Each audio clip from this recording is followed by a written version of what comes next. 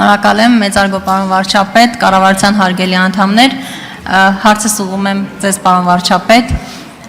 այն կապված է մայիսի 9-ին Մոսկվա նախատեսվող այցի հետ,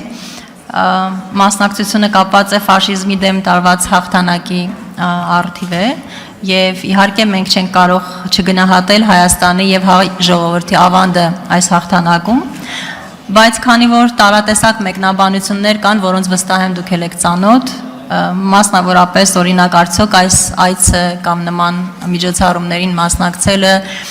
չեն վնասի մեր հարաբերությունները արևմուտքի հետ եւ այլն, կխնդրեի ձեր մեկնաբանությունները այս հարցի շուրջ, շնորհակալ եմ։ Հարցին կպատասխանի վարչապետ Նիկոլ Փաշինյանը։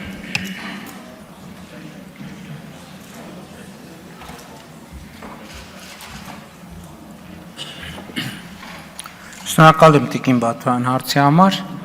նախ ուզում եմ հաստատել, որ ես մասնակցելու եմ, որովհետև կարծում եմ պիտի որ հայտնի լիներ, կամ եթե հայտնի չի եղել, ես ընդունել եմ Ռուսաստանի Դաշնության նախագահի հրավերը մասնակցելու միջոցառումներին, երկրորդ մասով ուզում եմ ասել, որ մենք հրապարակային ենք արտահայտել, որ մենք բալանսավորված եւ բալանսավորման արտաքին քաղաքականություն ենք որդեգրել եւ այդ քաղաքականության մեջ չի մտնում ամենևին, որ մենք մեր ուղղությամբ մեր հարաբերությունները կառուցելու ենք ի հաշիվ մեր այլ հարաբերությունների կամ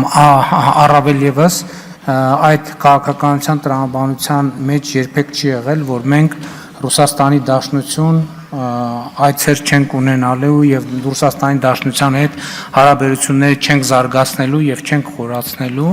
ինձ համար ճիշտն ասած այդքան էլ հասկանալի չեն այդ մեկնաբանությունները, որովհետեւ բացի իհարկե միջոցառումը շատ կարեւոր է, նաեւ երկրորդ աշխարհամարտում տարած հաղթանակի համատեքստում, բայց նաեւ այդ հանդիպումներում քննարկվում են հարցեր, այդ թվում երկկողմորակարգի հարցեր, տարբեր հարցեր եւ նման առիթները բաց թողելը այնքան էլ ճիշտ չի լինի եւ առավել եւս ես չեմ կարծում, թե այդ քննադատությունները տեղին են կամ եթե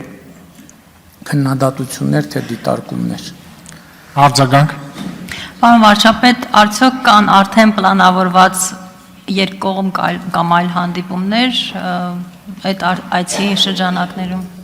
Դե գիտեք, միջոցառումը ավելի շատ նվիրված է լինելու մայիսի 9-ին,